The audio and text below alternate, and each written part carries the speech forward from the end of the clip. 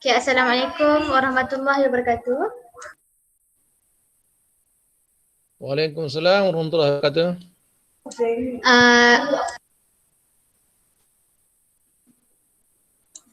Saya Nadiatul sebagai moderator temu bual kita malam ini. Kami pelajar pendidikan Islam IPG Kampus Darul Aman ambilan Jun 2019. Kami akan membuat Cikgu Zul. Bunyi. Jadi sebelum kita mulakan temu bual hari ini, boleh ke Cikgu Zul perkenalkan serba sedikit latar belakang Cikgu Zul?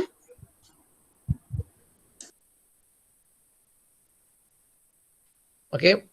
Boleh dengar suara saya? Boleh. Dengar suara saya? Boleh. Saya dengar. Boleh?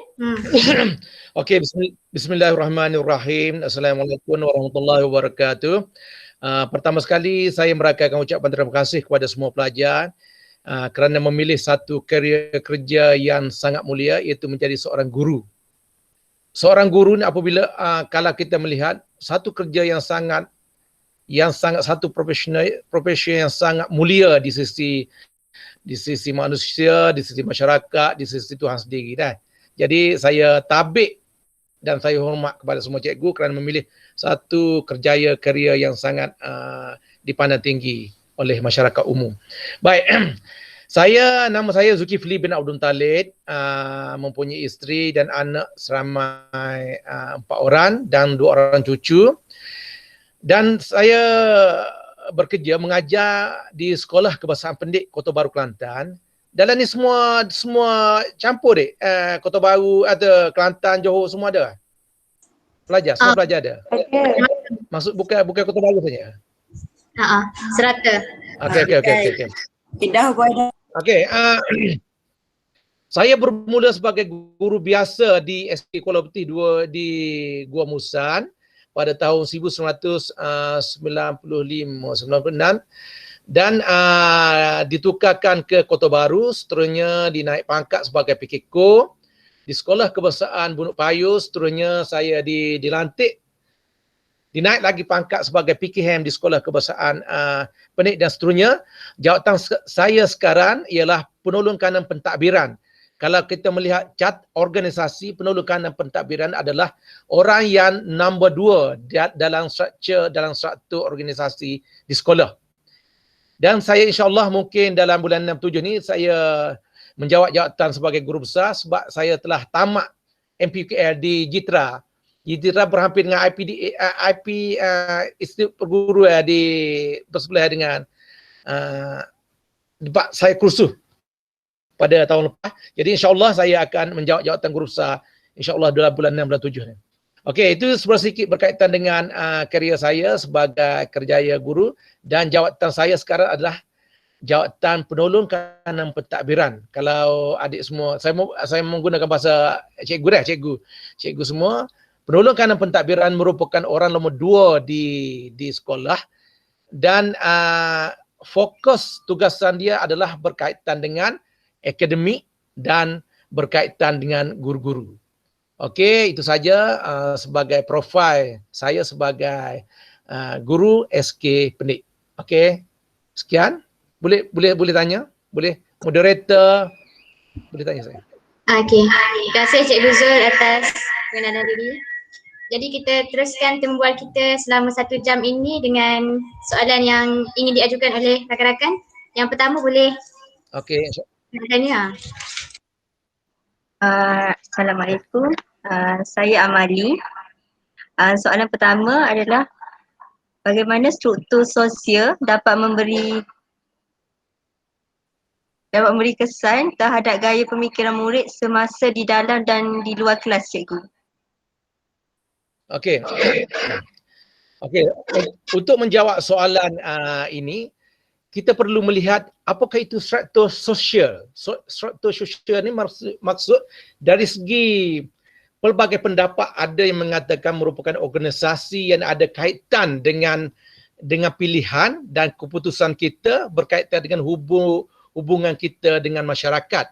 Dan ada juga pendapat melihat struktur sosial ini adalah satu bentuk pergaulan antara hidup manusia yang mencakupi pelbagai kelompok. Contohnya kelompok 1, kelompok 2 hasil daripada pergaulan.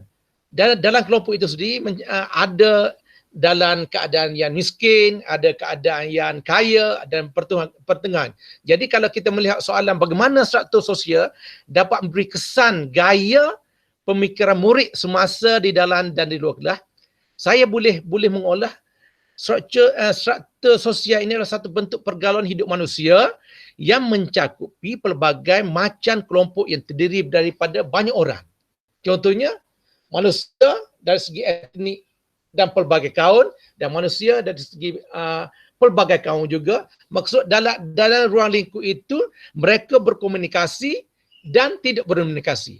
Jadi kesan gaya pemikiran murid itu saya melihat apabila ada pelbagai kelompok, dan di sini gaya pemikiran murid itu kita melihat trend dia bercakap atas kemenjadian dia, bermaksud kalau keluarga itu kaya, kalau kelompok pelajar itu kaya, dia akan mempengaruhi pembelajaran harian dalam kelas. Contohnya pelajar miskin dan pelajar kaya, dia akan mewujudkan situasi kelompok secara semula jadi. Contohnya kalau yang kaya tu dia akan terikut dengan trend kehidupan dia harian. Contohnya dia terdedah dengan astro, dengan game, dengan permainan. Manakala yang miskin itu tidak ada apa-apa. Jadi dia mewujudkan satu kumpulan kelompok yang menyebabkan gaya pemikiran pelajar itu sendiri akan berbeza. Okey, saya rasa menjawab persoalan Cikgu Wan Nur Amalim binti Wan Nui dah? Nui ke Nawi tu? Nui. Okey. Untuk saya rasa itu menjawab soalan untuk salah satu. Soalan nombor 2. Boleh. Soalan nombor 2 pula cikgu. Sejauh manakah status sosial murid menjadi halangan kesan kepada guru dalam mewujudkan pembelajaran yang bermakna? Okey, untuk menjawab soalan nombor 2, seperti mana dia ada kaitan dengan soalan nombor 1, kalau kita melihat apabila halangan kepada guru untuk proses PDP di dalam kelas untuk mewujudkan satu pembelajaran bermakna, contohnya kesan kepada status sosial itu adalah contohnya daripada keluarga yang miskin itu faktor tiada galakan ataupun tiada rangsangan daripada keluarga mereka untuk menyedarkan anak mereka ke arah kecemerlangan. Bagi pelajar yang tidak ada motivasi daripada ibu bapa atau faktor atau kemiskinan. Kesan itu sendiri akan memberi kepada guru. Sebab contohnya cikgu kalau kita suruh beli buku tambahan atau sebagainya, ibu bapa tidak mampu untuk menyediakan buku tersebut atas faktor kemiskinan. Itu memberi kesan kepada mewujudkan pembelajaran bermakna. Kalau cikgu melihat di sini, contohnya untuk menghantar anak mereka ke kelas-kelas tuition atas kengkangan kemiskinan tidak dapat dihantar.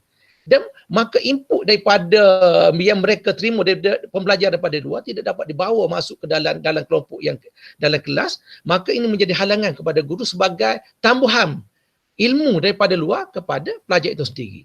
Itu yang pertama, iaitu faktor kemiskinan yang menyebabkan tidak minat belajar. Pelajar yang miskin biasa, pengalaman saya lah untuk melihat dalam kelompok yang besar, pelajar yang tiada motivasi daripada keluarga itu sendiri atau faktor kemiskinan, iaitu tiada galakan daripada keluarga. Yang ketiga, apabila faktor kemiskinan, halangan-halangan makanan yang tidak berkhasiat menyebabkan daya pemikiran, kreativiti pelajar itu sendiri tidak dapat menerima apa yang cikgu beri kepada mereka.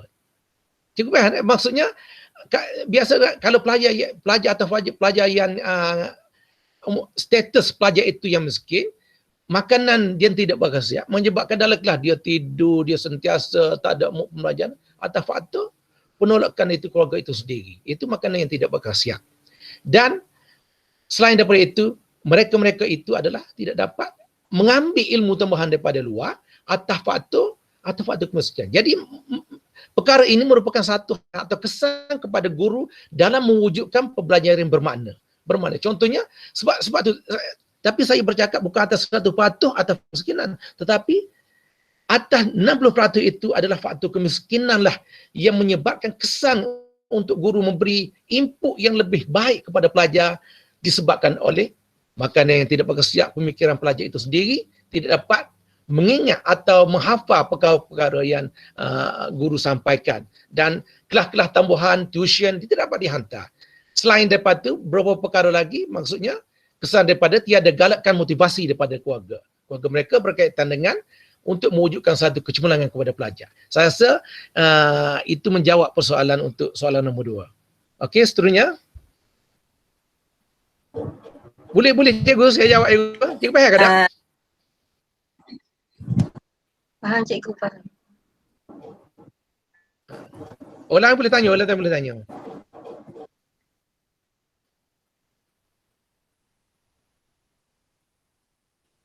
Okey, siapa nak tanya lagi?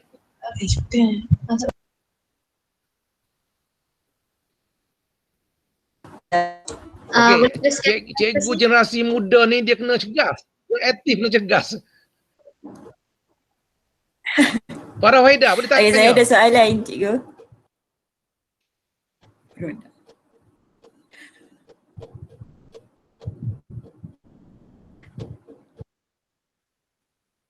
Okey.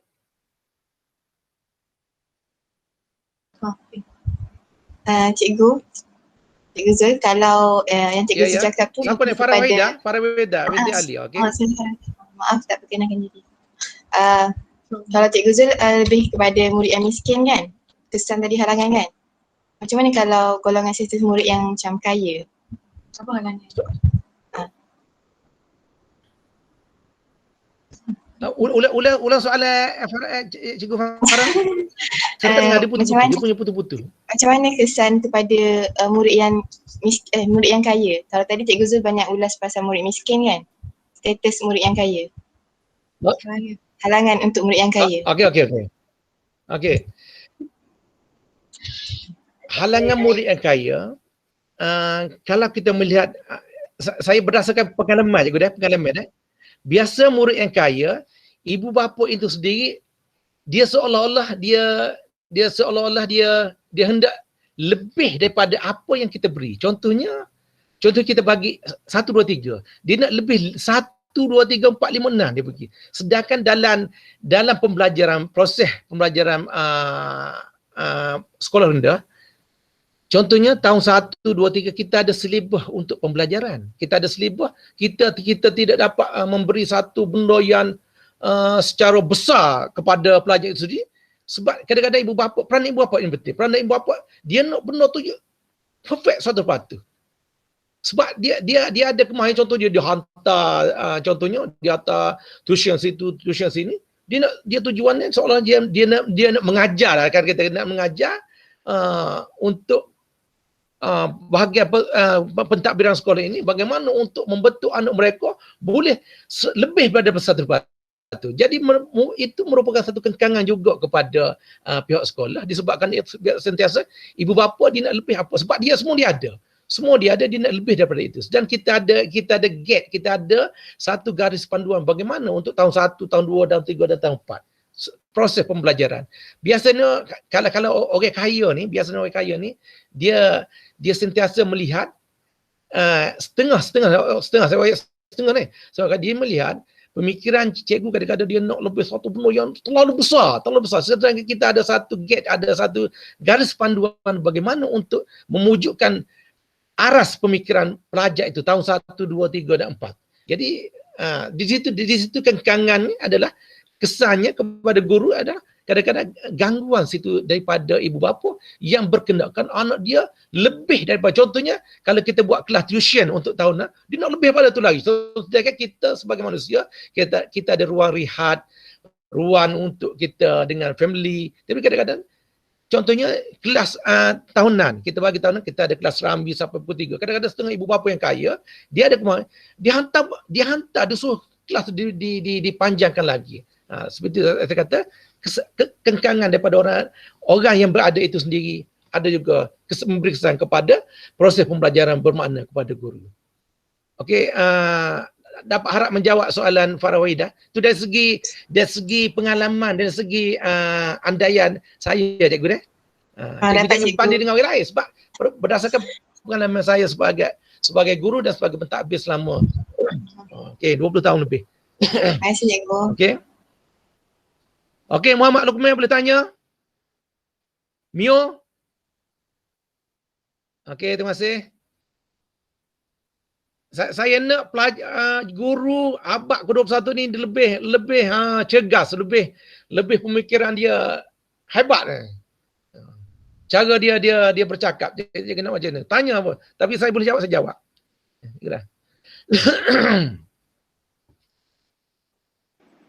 Okey cikgu, saya Zaidah Tamiza. Okey, jangan sikit dia punya tu. Okey.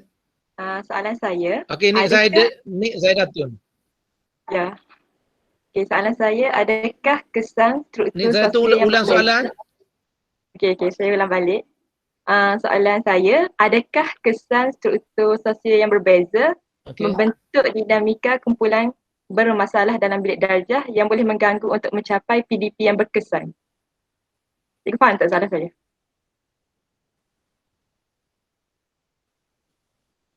Kena saya ulang balik cikgu? Jawapan saya adalah betul dan tepat. Benar. Betul dan tepat. Apabila struktur sosial itu, dia akan mewujudkan satu. Okey.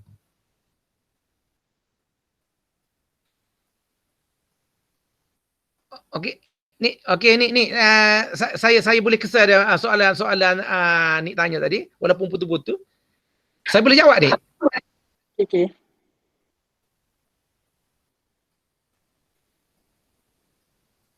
Okey. Kesan struktur sosial bagi saya dia akan mewujudkan satu kelompok secara auto, secara kumpulan-kumpulan tertentu. Contohnya mereka dalam kelompok ni kalau di sekolah itu sendiri ada pelbagai etnik, pelbagai kaum, dia akan mewujudkan secara auto. Contohnya kaum Cina dia akan pergi kepada kelompok Cina dan kaum India dia akan pergi kaum India. Tapi saya bercakap bukan satu patuh bukan satu patuh. Setengah sekolah apabila saya melihat struktur sosial itu dia akan mewujudkan satu kumpulan-kumpulan tertentu secara automatik. Secara automatik. Walaupun kita dalam proses pembelajaran kita didedahkan dengan soal perpaduan, soal darjah dan keturunan, tetapi proses sekolah rendah ni dia lebih kepada dia akan mewujudkan keselesaan berdasarkan kepada keselesaan dia. Contohnya, biasanya orang yang pelajar yang dia kira dia ada kemampuan, dia akan pergi kepada dia punya kawan. Tapi saya cakap tidak satu patuh, maksudnya begitulah situasi yang ada pada hari ini, Okey, dapat harap menjawab soalan ni. Saya tu walaupun saya tak dengar soalan dia. Okey, jawab cikgu. Okey, cikgu ni. Boleh cikgu ni? Boleh. Cikgu dengar ke suara saya ni? Cikgu dengar suara saya, cikgu? Dengar cikgu. Boleh, okey. Terima kasih. Kalau boleh semua tanya belakang dia, saya nak jawab lah ni. Kalau saya boleh jawab, saya jawab. Okey.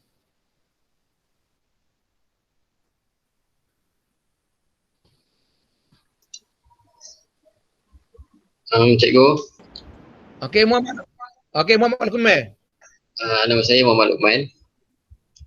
Macam tadi cikgu kata, cikgu membahaskan tentang halangan bagi murid yang dalam kalangan orang kaya.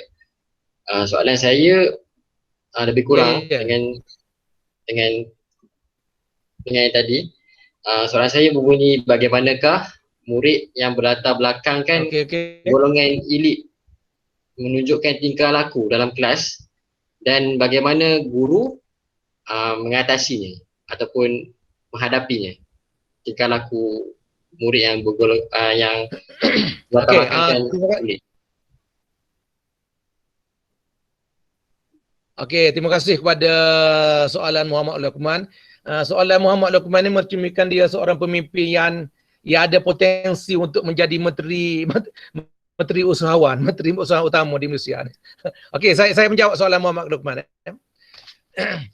Apabila mereka pelajar itu dari elit dan keluarga dia adalah merupakan keluarga yang kaya, faktor di rumah dia akan bawa kepada di sekolah dalam kelas. Okey. Apabila berada dalam kelas, mereka dipengaruhi dalam keluarga yang sangat besar, keluarga yang hebat dan kaya. Faktor dalam kelas biasa saya bercakap bukan atas satu faktor cikgu atas berdasarkan pada pengalaman. Okey. Apabila mereka yang kaya ini dia membawa satu tingkah laku mereka yang berada di rumah. Saya bagi contoh, dia pelajar yang elit dia sentiasa mengada-ngada. Contohnya, kalau cikgu bagi kertas ni, kalau ada terkoyak sikit contohnya, dia sentiasa nak yang benda yang terbaik. Sebab dia sentiasa dapat yang terbaik. Dia seolah-olah macam sentiasa dia hendak lebih pada orang. Contoh sebab dia dalam keluarga elit. Perkara ini apabila cikgu melihat kesan daripada ada berlaku kalau kita melihat satu kelompok yang dipisahkan oleh kedudukan keluarga, maka tindakan cikgu untuk mengatasi masalah ini, tindakan cikgu adalah sebab itulah kita mewujudkan satu kalau kelas PEK 21 dalam kelas kita campur. Kalau cikgu yang hebat kita campur. Contohnya dalam latar belakang keluarga pendapatan 40 ataupun yang miskin, kita letak dalam bukan kumpulan yang sama. Supaya ia dapat mewujudkan satu sifat pembelajaran yang sama rata.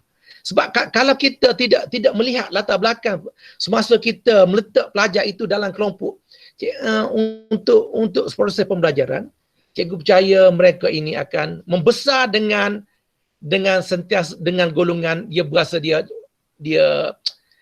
macam dia ego dia tinggi, saya rasa. Sebab tu dalam kelas, kalau cikgu melihat kelas PEK 21, kedudukan meja yang disusun dia ada kelompok-kelompok dan cara pengajaran adalah murid bercakap lebih daripada cikgu. Jadi untuk menjawab soalan Muhammad Luqman, untuk mengatasi masalah yang berkaitan dengan pelajar dari keluarga elit itu, dari segi cikgu yang kreatif, dia akan melihat latar belakang itu. Cikgu kelas, dia akan melihat latar belakang pelajar itu dan dia akan mewujudkan, dia akan campur daripada golongan yang miskin, golongan yang elit berada dalam satu kelompok supaya mereka membesar tanpa dengan meletakkan ego dia di bawah. Saya yakin dan percaya pelajar yang kalau kita tidak mencegah daripada awal, dia akan besar dalam keadaan perasaan ego sebab dia melihat dia sentiasa berada dalam kelompok yang keluarga yang hebat. Jadi untuk pengetahuan cikgu, bagi pelajar sekolah dan sekolah bermula sekolah rendah, faktor keluarga lah yang main peranan sangat penting dalam membentuk jiwa pelajar sekolah rendah. Ibu bapa yang membentuk 150%, saya boleh bercakap. Okey, terputus talian ya.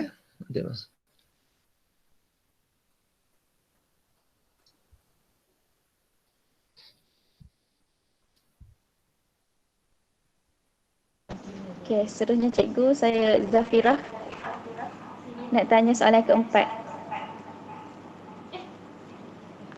Okey, soalannya, adakah perbezaan struktur sosial memberi kesan terhadap sasiah ataupun tingkah laku murid kepada guru?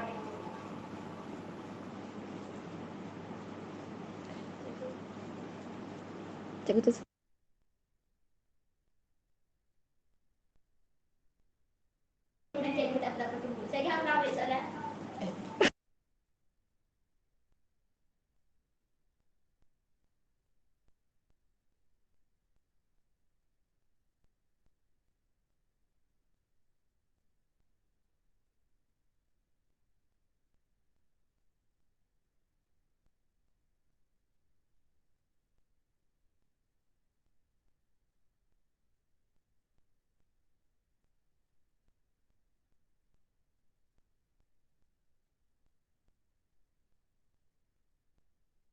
Hello, cikgu.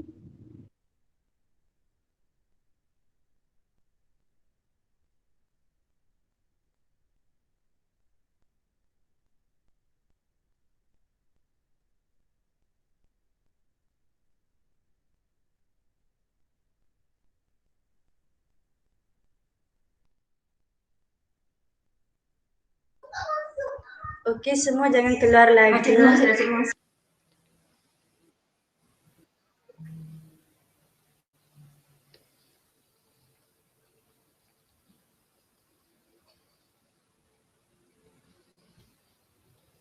Okey, boleh ke? Boleh. Cikgu okey ke tu? Boleh, Cikgu boleh? Okey, Cikgu. Boleh cikgu, boleh. Okey. Boleh. Okey, boleh. Lain sekitar saya ada coverage dia tak kuat ke? Okey, soalan seterusnya. Okey, soalan seterusnya. Adakah perbezaan struktur sosial memberi kesan terhadap sasiah ataupun tingkah Nek Sedatul. Saya Nur Okey. Zafira Riyad, cikgu.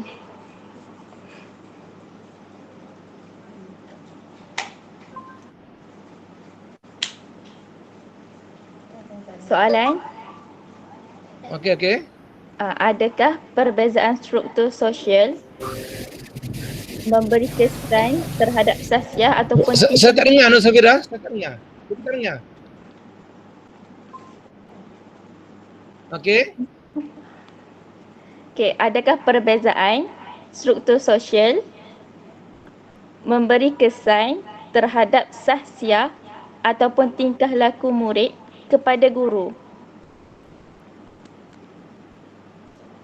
Okey, terima kasih. Okey. Oh, soalan. Okey, soalan Nur Zafira. Adakah struktur sosial memberi kesan tingkah laku sasiah kepada Guru. Betul kepada guru. Ya.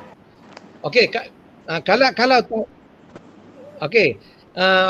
Cikgu Nur Zafira, kalau bagi pendapat saya memang jawapan dia memang betul, struktur sosial ini akan mempengaruhi sasiah pelajar itu sendiri dan seterusnya memberi kesan kepada guru untuk PDP mereka.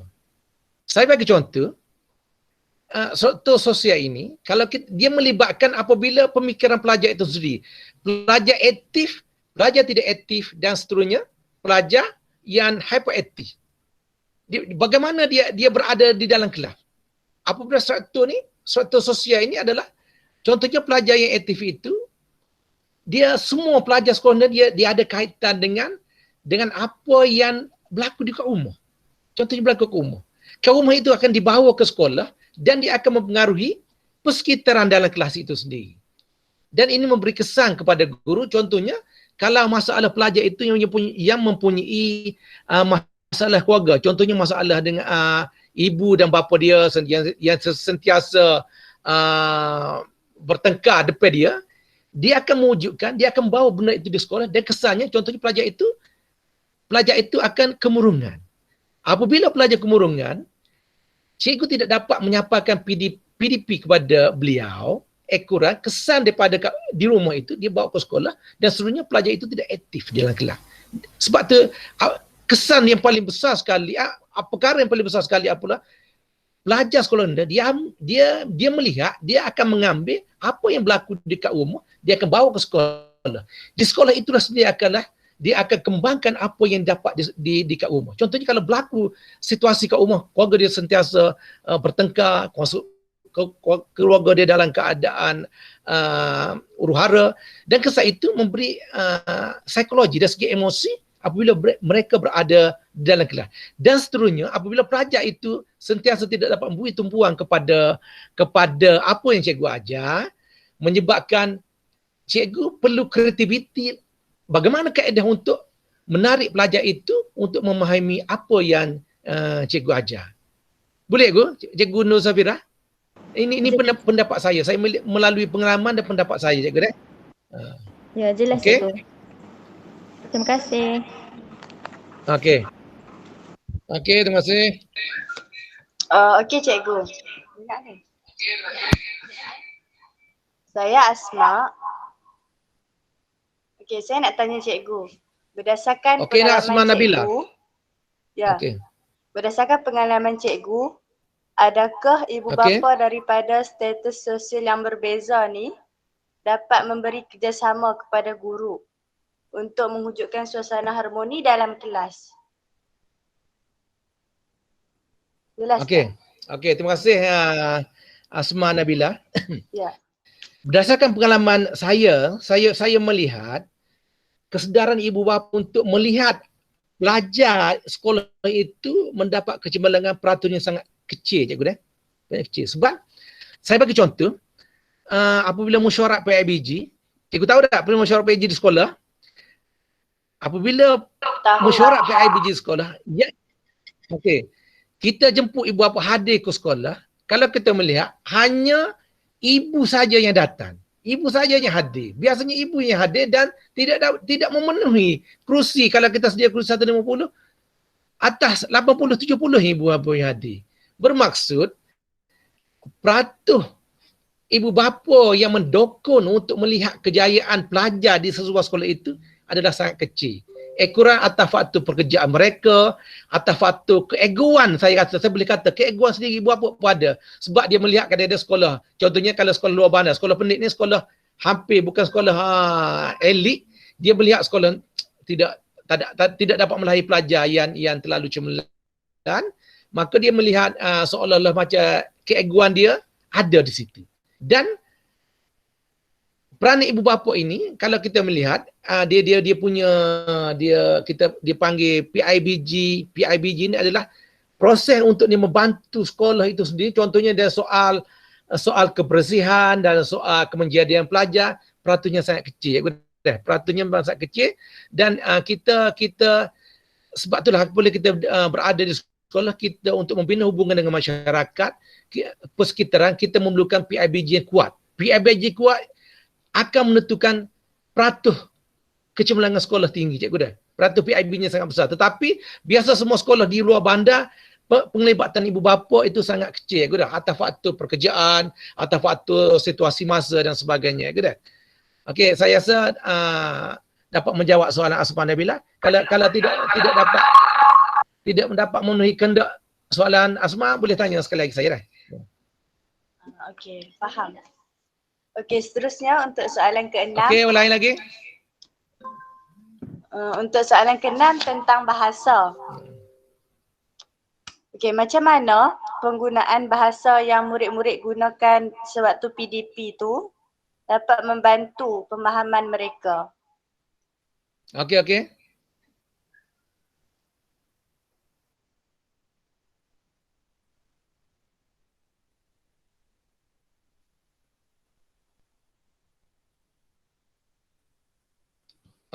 Okey, bagus soalan Asma.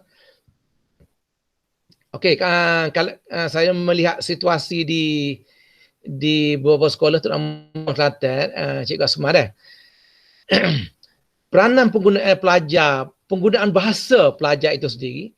Kalau cikgu, sekali lagi cikgu ada pengalaman untuk mengajar di sekolah kebahasaan Cina atau sebagainya. Pelajar sekolah kebahasaan Cina, pelajar etnik Cina atau kaum Cina, apabila dia berada dalam sekolah kebahasaan, dia akan berusaha bersungguh untuk menguasai bahasa Melayu. Sebab apabila dia tidak menguasai bahasa Melayu, dia tidak dapat berada dalam kelompok pembelajaran yang kaedah pembelajaran yang betul. Sebab tu dia bersungguh-sungguh. Pengajaran dalam kelas, kalau contoh di Kelantan, biasa pelajar itu sendiri menggunakan direct Kelantan lah, dialek Kelantan. Untuk mengimbangi pemahaman pelajar, guru itu sendiri terpaksa menggunakan kaedah seolah-olah macam dialek Kelantan. Tapi dari segi pemahaman, cikgu terpaksa memberi satu tambahan ilmu untuk pelajar. Contohnya, saya bagi contohnya pelajar tanya, cikgu, gapo benda, nama benda contohnya, tidak ingat dia. Contohnya benda dia katalah satu binatang mugo. Kalau biasa orang Kelantan mugo. Cikgu terpaksa memberi satu gambaran yang agak luas sebab dari segi pemahaman pelajar itu dia tidak kalau contoh di Kelantan dia memang pelajar tidak dapat menguasai bahasa standard, cikgu dah. Memang dia ikut apa yang cikgu ajar dan seterusnya cikgu akan memberi satu penamaan ilmu untuk memberi penerangan kepada pelajar. Cikgu dah. Contohnya ramai kalau di sekitar dalam kelompok sekolah bandar lain. Ada golongan ibu bapa mereka daripada gua-gua sebelah luar daripada Kelantan, dia menggunakan bahasa standard. Jadi peranan cikgu dah kreatif. Kreatif cikgu itulah kita nak dia mengimbangi penggunaan bahasa. Kalau pelajar itu menggunakan dialek Kelantan, dia menggunakan dialek Kelantan, tetapi dari segi terjemahan untuk pemahaman pelajar itu dia terpaksa buka penambahan ilmu itu supaya semua pelajar dia faham maksud dengan apa yang disampaikan. Bermaksud dialek tempatan guru itu, kreativiti guru itu sendiri sangat penting dalam pemahaman pelajar itu sendiri. Cikgu dah. Contohnya cikgu walaupun cikgu tidak dapat mengajar guna bahasa standard, cikgu dah. Kalau cikgu guna bahasa standard, audiens kita, maksudnya pelajar kita tak faham. Kita tidak dapat sampai apa yang kita beri kepada pelajar itu. Bermaksud keseimbangan penggunaan bahasa itu adalah penting untuk pemahaman pelajar itu sendiri. Ya, siapa tanya jadi? Asma lebih lagi dah. Ya, saya. Okey, boleh ke? Okey. Terima kasih. Okey, orang lain lagi? Okey. Assalamualaikum cikgu. Okay, saya Nur Azli binti Abdullah. Isna Dalila. Seterusnya Okey. Nur Azli binti Abdullah. Soalan seterusnya, apakah implikasi yang akan berlaku jika guru tidak menggunakan bahasa standard dalam proses PDP? Nur Azli ulang sekali lagi soalan. Nur Azli ulang semula soalan saya. Yang akan berlaku. Okey. Dah dengar tak? Dengar. Apakah implikasi yang akan berlaku jika guru tidak menggunakan bahasa standard dalam proses PDP? Okey, kan? Jelas tak cikgu soalan?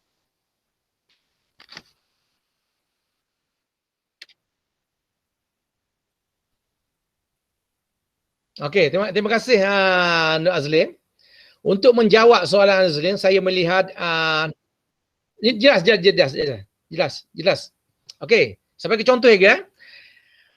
Soalan dia, apakah aplikasi yang berlaku jika guru tidak menggunakan bahasa standard dalam proses pengajaran pembelajaran? Betul ya?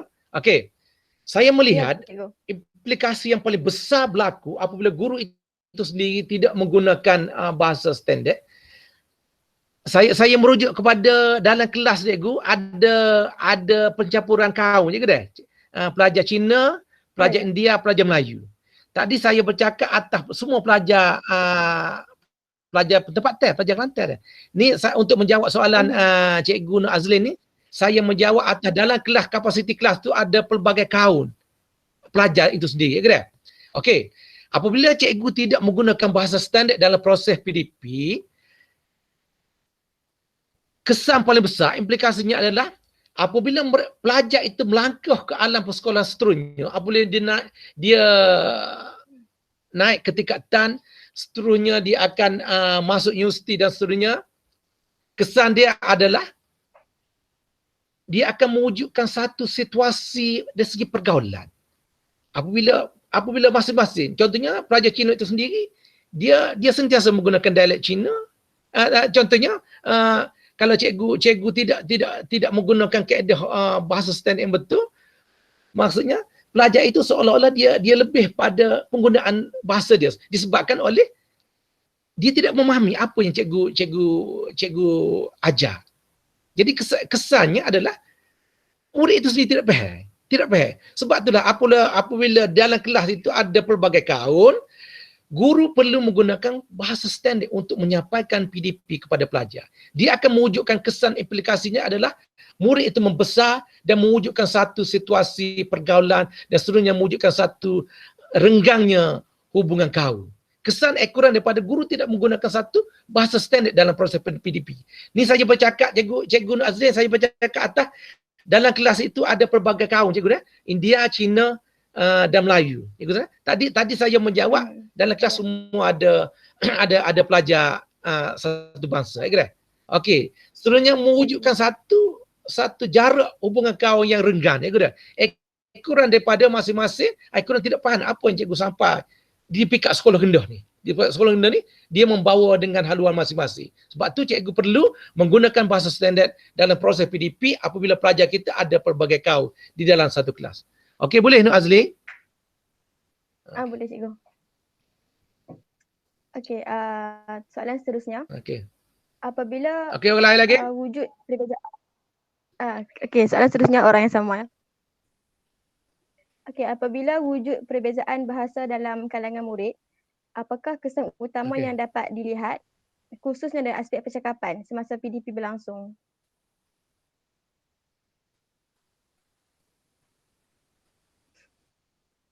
Jelas tak cikgu? Okey, cikgu saya apabila kesan paling okey, kesan utama wujud akibat perbezaan bahasa dalam kalangan murid, saya melihat yang paling besar ialah kesan daripada psikologi, daripada psikologi. Apabila pelajar yang tidak dapat menguasai bahasa ni, contohnya pelajar Cina tidak dapat menguasai bahasa standard yang cikgu sampaikan, bahasa Melayu, saya melihat dari segi situasi psikologi, mungkin mereka apabila pelajar itu dia tidak dapat menguasai dari segi bahasa dan pemahaman semasa PDP, dari segi psikologi mereka, pelajar itu sendiri dia seolah macam rasa terpinggi seolah terpinggi disebabkan oleh kerujukan ketidakfahaman, malu, tidak ingin mencuba dalam proses PDP. Saya melihat kesan yang paling besar adalah apabila berlaku perbezaan bahasa di kalangan murid, aspek percakapan adalah dari segi psikologi. Cikgu boleh jawab apabila psikologi semualah, dia kemurungan, dia rasa terpinggi, malu dan segan untuk menjawab pertanyaan cikgu, takut kawan-kawan dia ketawa apabila contohnya dia sebut nama Daud tu, dia sebut lauk ke macam mana bagi pelajar Chinese tu. Jadi dari segi psikologi, kesan utama adalah dari segi psikologi itu pelajar itu sendiri. Okey, Nur Azli? Okey cikgu, terima kasih cikgu. Boleh Nur Azli? Boleh. Laput. Okey cikgu, soalan yang seterusnya. Nama saya Luqman. Boleh dengar cikgu?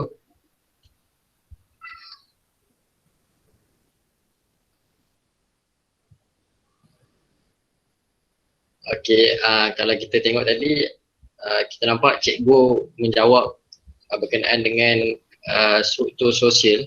Cikgu hanya menjawab tentang kesan buruk ataupun kesan yang negatif kepada yang berlaku terhadap pelajar, murid-murid itu sendiri. Jadi soalan saya ialah apakah kesan positif pula terhadap akhlak ataupun moral murid yang cikgu dapat lihat daripada kepelbagaian struktur sosial murid-murid di dalam sekolah.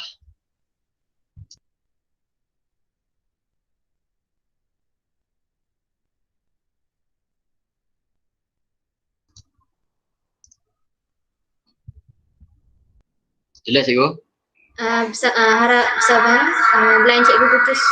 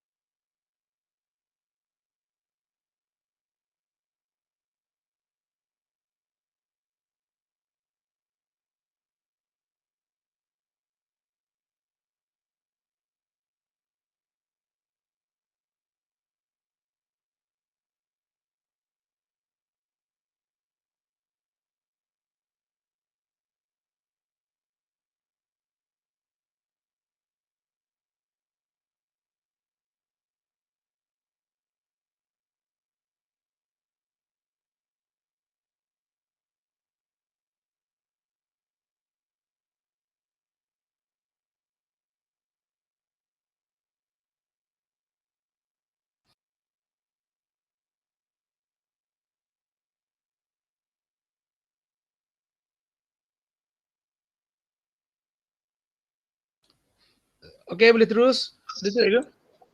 Boleh? Okey, dengar suara saya ke? Ya, cikgu. Okey.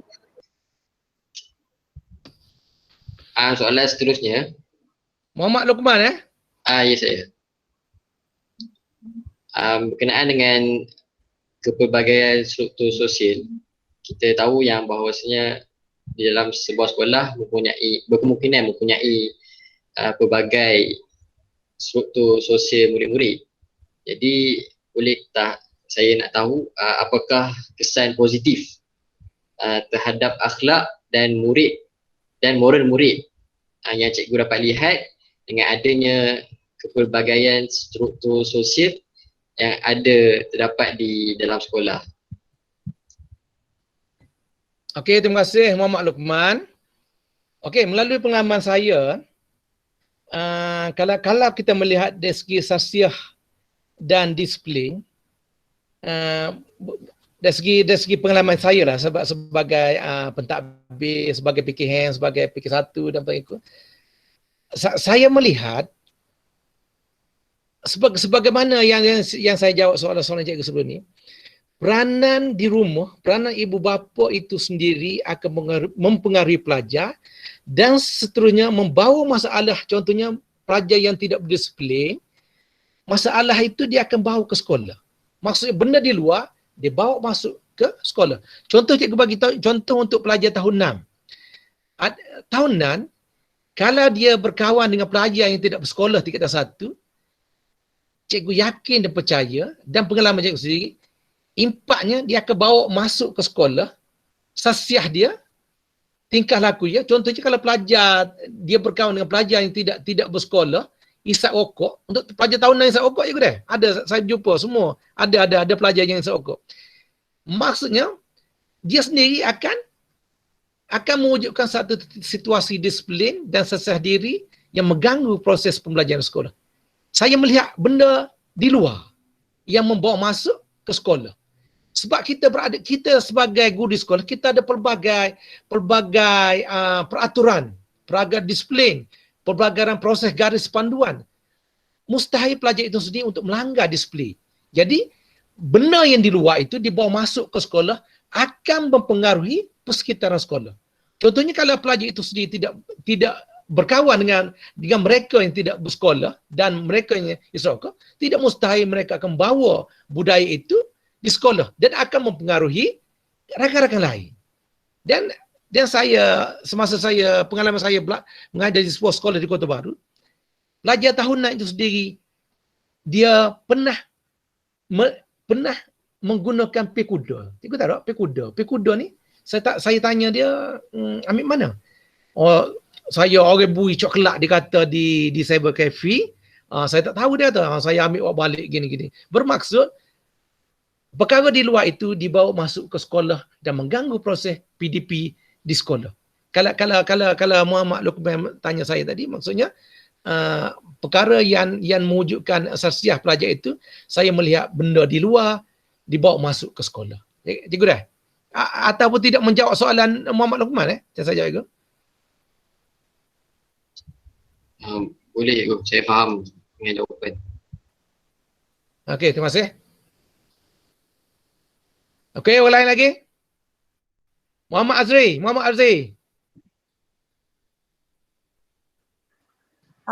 Saya Nur Aqilah, binti Zudi Muta'alim. Okey. Saya nak tanya berkenaan dengan kesan aktiviti pengajaran dan pembelajaran bahasa Melayu dalam kalangan murid yang bukan Melayu. Kesan pembelajaran. Cikgu, kesan pembelajaran. Kesan aktiviti PDP bahasa Melayu terhadap murid bukan Melayu.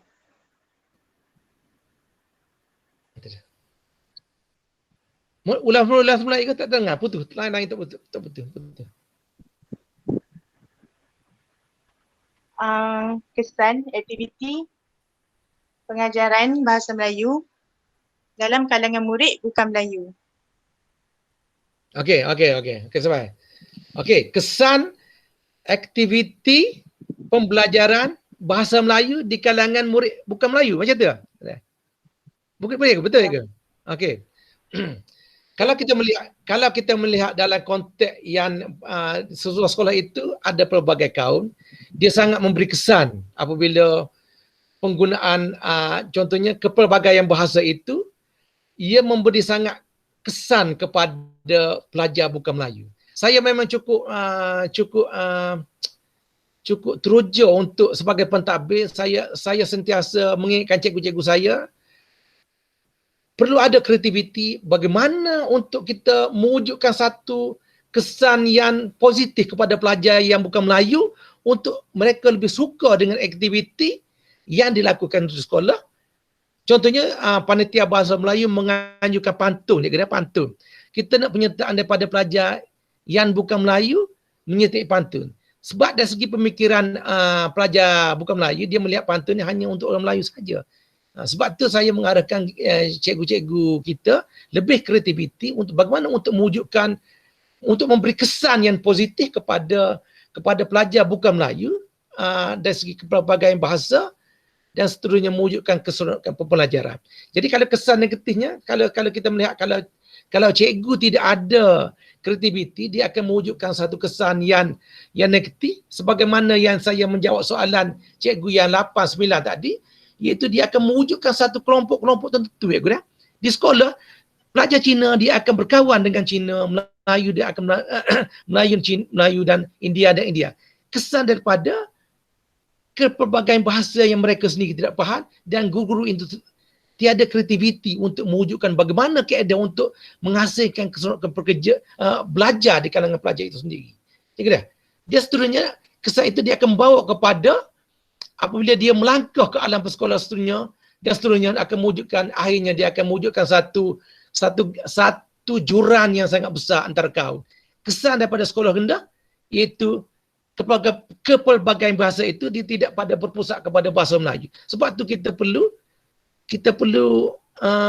memberi penekanan semua kaedah pelaksanaan bercakap di sekolah menggunakan bahasa Melayu. Kalau pelajar Cina atau dia menggunakan bahasa Tamil atau Chinese, dia tidak, sekolah itu sendiri akan mewujudkan satu situasi kelompok-kelompok tertentu.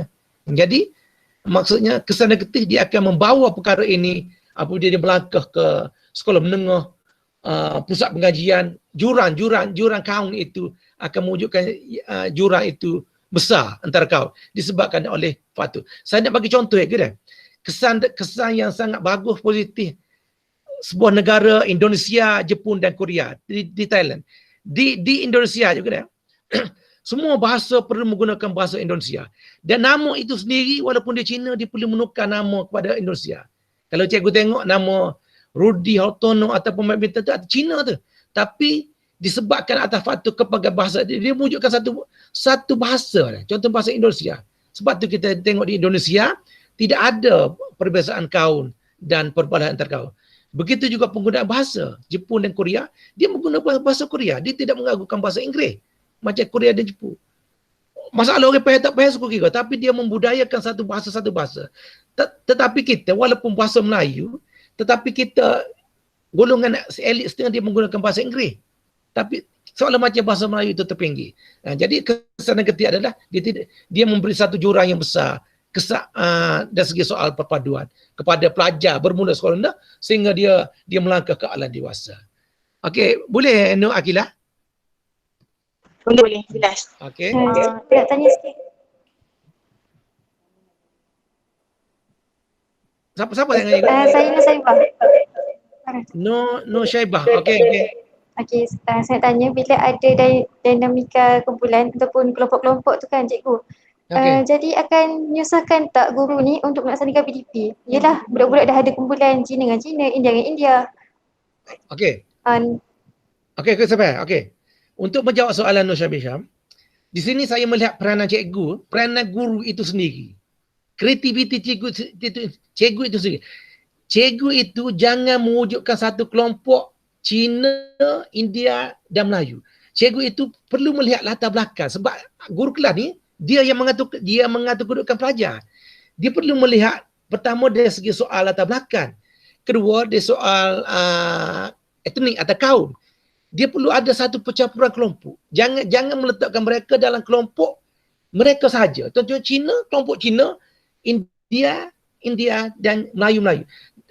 Apabila cikgu yang tiada kreativiti, dia akan melepas pelajar mereka, kelas mereka sebegitu, dia akan memberi kesan yang sangat besar dalam soal pembinaan negara. Guru sebagai guru dia perlu kreativiti, dia perlu mewujudkan satu percampuran ilmu dalam kelompok pelbagai kaum itu sendiri. Contohnya kumpulan 1, kumpulan 2, kumpulan 3. Kumpulan 1 ada Cina, India dan atau apa-apa etnik. Untuk dalam soal PDP, kreativiti cikgu itu sendiri akan menentukan pelajar akan lebih cemerlang dan seronok apabila berada dalam sekolah kekuasaan. Boleh saya melihat peranan kreativiti cikgu kelas yang mengatur kedudukan pelajar itu. Okey? Boleh cikgu. Okey. Okey, satu je dah.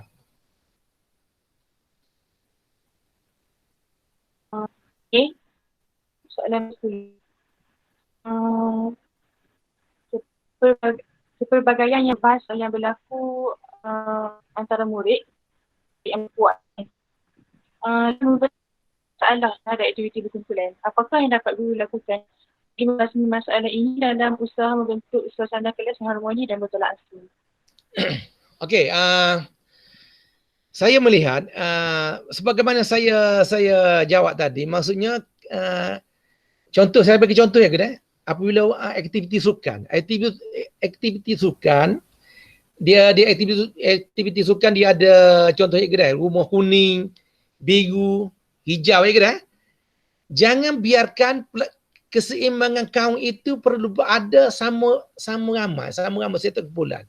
Contoh ya kedai, apabila sama ramai dari kumpulan, apabila mewujudkan satu permainan, contohnya larian 4x4 ya kedai.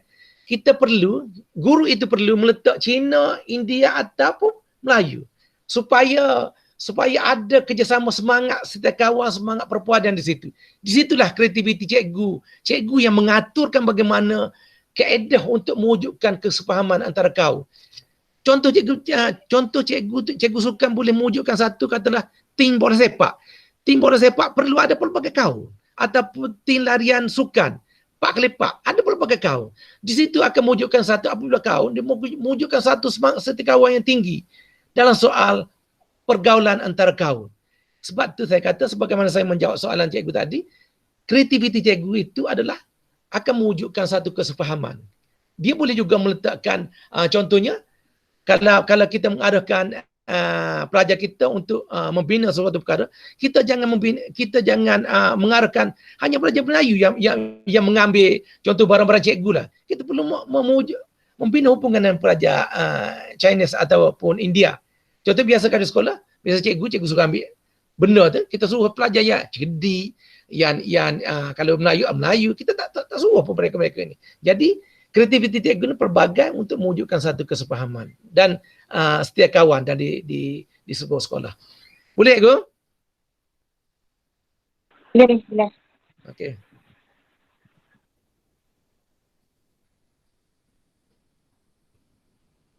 Okey cikgu. Assalamualaikum. Waalaikumsalam. Ahmad Fadri tu.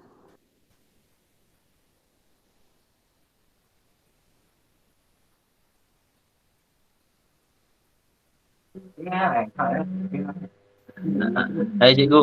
Okey. Saya Muhammad Azri. Okey, Azri bin Jamil. Ya.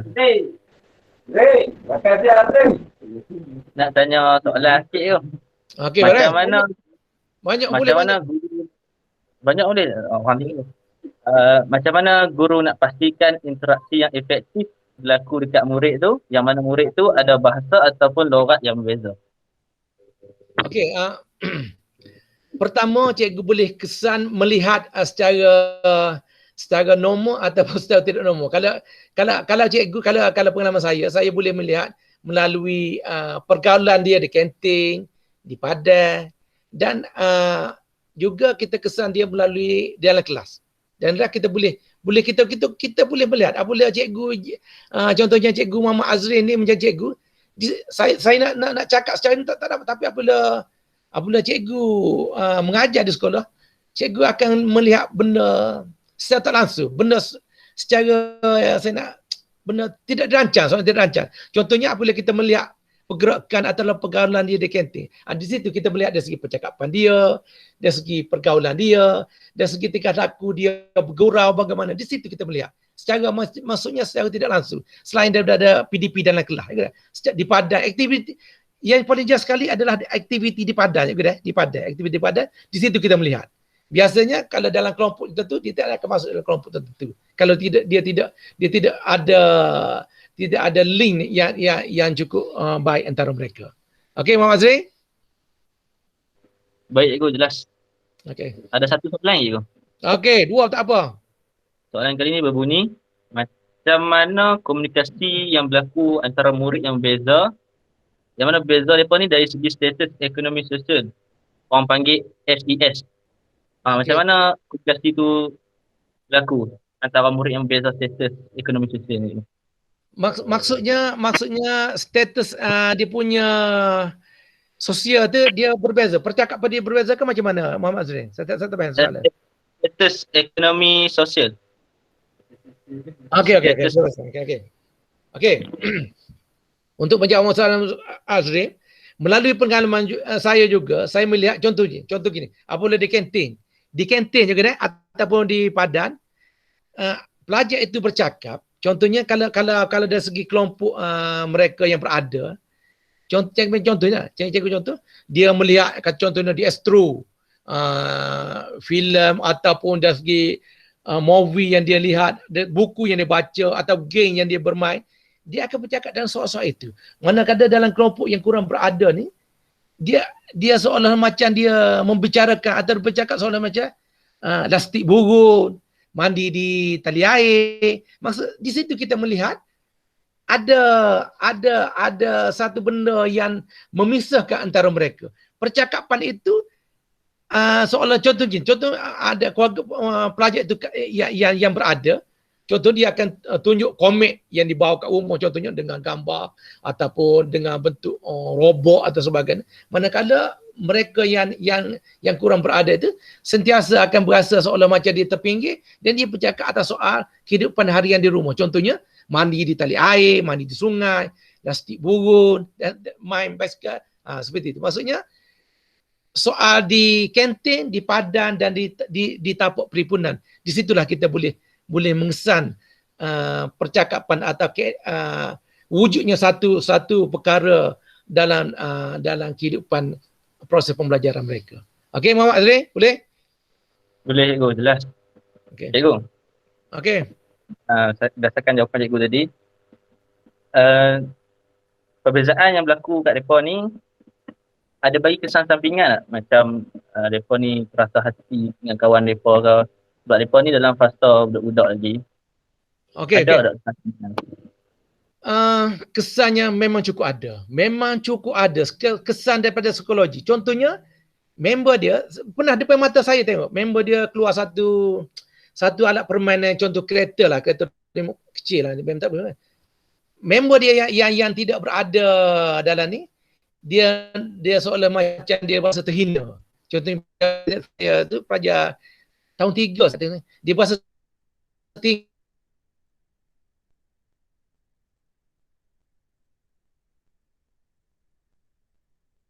dia akan mempengaruhi proses pembelajaran dalam kelas. Sebenarnya psikologi ini, pelajar itu dia akan membawa kepada dia seolah macam dia rasa malu, dia rasa segan.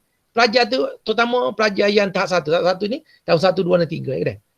Maksudnya benda tu dari segi psikologi memang cukup terkesan apabila pelajar berada dalam kelompok itu, hasil daripada percakapan itu, mereka yang tidak dapat mengikuti golongan yang berada itu akan beri kesan yang sangat ketara kepada pelajar yang agak terkebelakang dan soal pembelajaran. Tu tidak dikira soal ada akademik lagi tu, cikgu. Dari segi akademik pun sentiasa ada.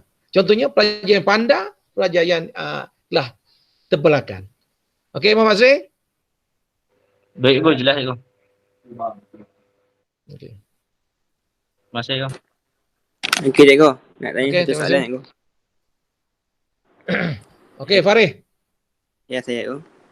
Adakah murid yang daripada pelbagai golongan yang ada miskin, kaya ataupun golongan dari bangsa yang berbeza tu, boleh menunjukkan kerjasama waktu proses PDP? Okey, Muhammad Farid untuk menjawab soalan itu, boleh. Jawapannya boleh.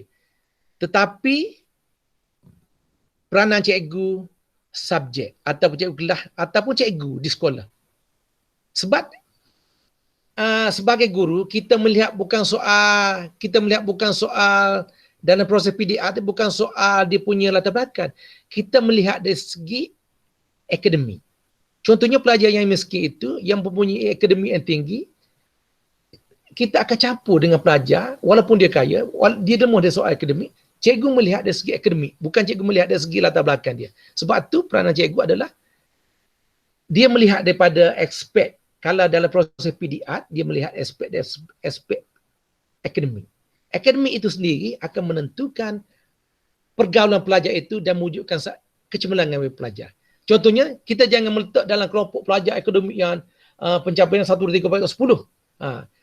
PAK 21 dia tidak melihat benda yang PAK 21 ni dia melihat kepada proses pembelajaran perlu dicampur. Jangan asingkan. Sebab tu kelas tahun 1 cikgu, dia tidak streaming kelas dah. Dia tak ada perasaan. Contohnya kelas pandai, kelas tak pandai. Tidak dah. Dia perlu bercampur. Sebab yang akademik tinggi itu akan membantu kepada pelajar yang lemah itu. Dia bercampur. Ya, kalau zaman saya sekolah dulu, kelas merah tu adalah kelas yang terbaik tu. Kalau kelas hijau tu kelas yang tidak terbelakang. Jadi dalam proses PAK 21 ni, pelajar itu bercampur supaya dia dapat membantu antara satu sama lain. Okey, Mak Farid? Okey, boleh cikgu? Okey. Satu lagi soalan cikgu. Okey. Adakah murid yang berbeza status ekonomi sosial ni mempengaruhi tingkah laku orang lain, murid lain? Okey. Soalan Mak Farid, ya dan betul. Ya dan betul. Hasil daripada apa yang dibawa di rumah dan diterjemahkan di dalam kelas. Dan dia akan mempengaruhi kawan-kawan lain. Begitu. Jawapan saya pendek. Betul dan ya. Hasil adalah apa impak yang dapat daripada rumah, dia akan bawa ke sekolah. Dan sekolah dia akan kembangkan di dalam kelas dan seterusnya akan berlaku jurang di situ. Okey? Saya menjawab soalan berdasarkan saya pernah mengajar di sekolah kebangsaan Kuala Betih cikgu, di sekolah asli. Orang sekolah asli dia campur dengan sekolah Melayu, ada yang keluarga berada dan ada yang miskin dan ada yang terlalu miskin. Di situ saya melihat jurang latar belakang keluarga tu mempengaruhi pelajar itu sendiri. Sebab pengalaman saya berada di sekolah kebangsaan Kuala Betih sangat ketara. Sebab tu saya boleh bercakap dalam soal ni. Okey, Mak Farid? Boleh cikgu? Okey. Cikgu. Okey. Adakah murid-murid yang status ekonomi dia tinggi ni, dia bagi layanan ataupun etika yang sama dekat murid-murid yang ekonomi dia rendah sikit? Etika layanan. Okey, dari segi layanan saya rasa bergantung kepada asuhan daripada ibu bapa itu sendiri. Contohnya kalau kita tidak terapkan nilai-nilai murni di kalangan pelajar itu sendiri dan tidak melalui contohnya selain daripada rumah, kita di sekolah kita ada kelas fardu ain, pelbagai subjek pendidikan Islam. Dalam konteks itu dah diajar bagaimana keadaan untuk kita berkawan, untuk kita melayani kita punya kawan, dan di situ mungkin atas faktor tersebut ada yang berlaku dan ada yang tidak berlaku. Tapi saya rasa peratusnya keseimbangan saya rasa 50. Ada yang seolah macam tidak layan, ada seolah yang layan. Sebab atas faktor proses pembelajaran apa yang diajar ustazah di rumah dan apa yang mereka kutip hasil didikan ibu bapa mereka di rumah. Okey? Okey, Mak Farid? Okey, boleh cikgu. Terima kasih. Okey.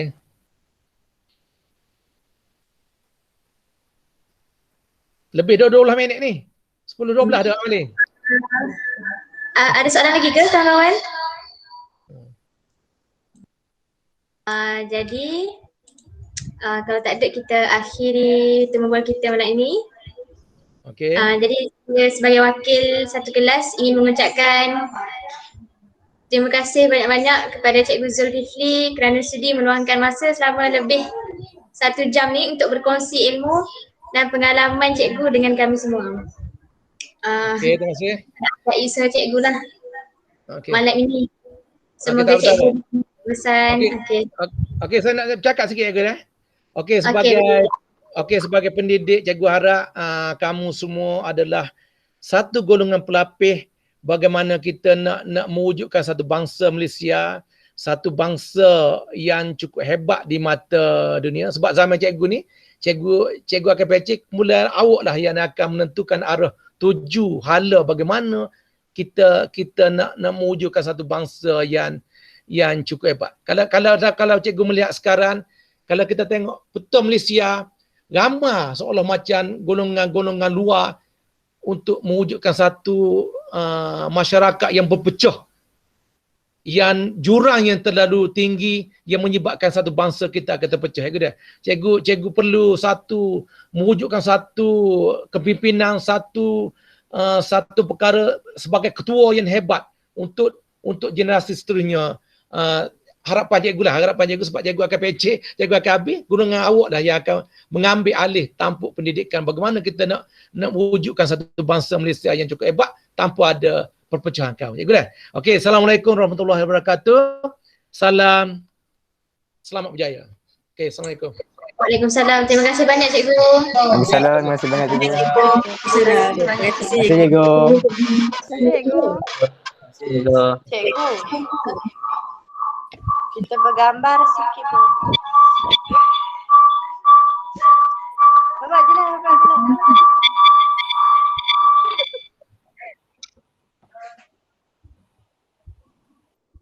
Cikgu, kita nak minta ambil gambar sikit boleh? Boleh.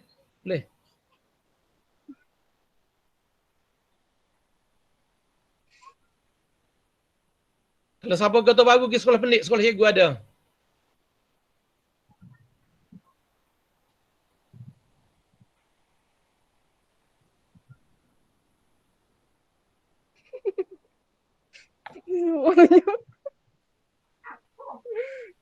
Dia pun tak hilang hati dah tinggal. Okey, boleh ke?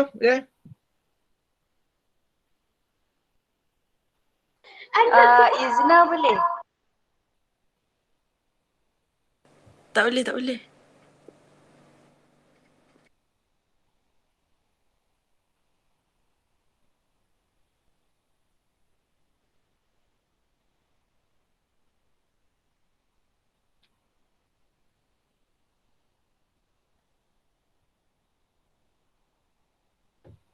Okey, Assalamualaikum. Selamat malam. Kejap. Okey, saya bilang 1, 2, 3 Okey, 1, 2, 3. Okey, 1, 2, 3. Okey. Okey dah. Terima kasih banyak semua. Okey, terima kasih. Assalamualaikum. Terima kasih cikgu. Terima kasih. Okey. Assalamualaikum. Terima kasih cikgu. Terima kasih cikgu. Terima kasih cikgu.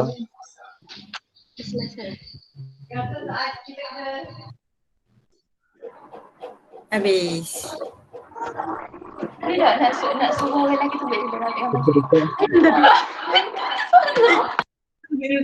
Stop recording. Recording tutup.